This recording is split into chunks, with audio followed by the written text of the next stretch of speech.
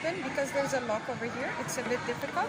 So just pull from here like this, and then to close also, this must be inside. You must lock it inside.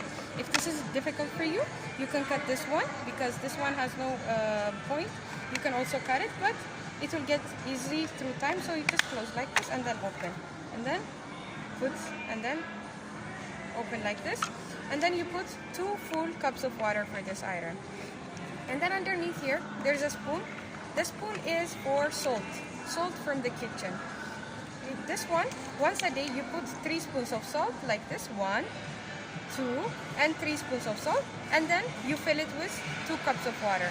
After that, you close the iron, and then you start ironing. You close it like this, and then you wait a few seconds, then the steam will come out. After you start ironing, when the water finishes, when the steam is getting lower, it means water finished. You just add water, 2 cups of water through the whole day. And then when you finish, you drop the water, put clean water inside. You must clean. So you will block over here, shake the iron, and then drop the water and put like this. So next day when you start again, same procedure, 3 spoons of salt, and then 2 cups of water, and you continue with water. So, like I said, this is on, this is off, and this is on. So when you iron, you will iron like this, and circular like this. Don't iron like this is automatically off. And don't iron like this, the water will come down from here. And don't do like this also, the boiler is over here, the water will come down from here.